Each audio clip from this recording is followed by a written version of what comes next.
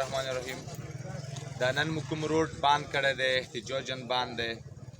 دې کې نه څه رنګ غشتا ورکې د چوګ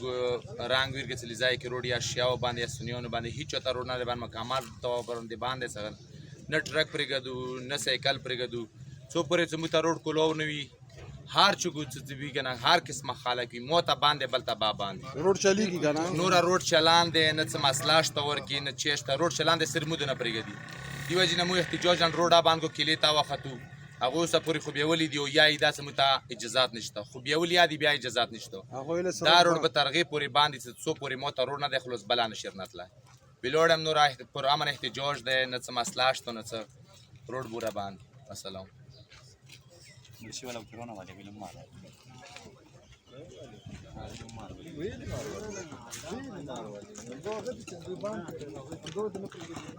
عوام مجبور دي عوام شو كتير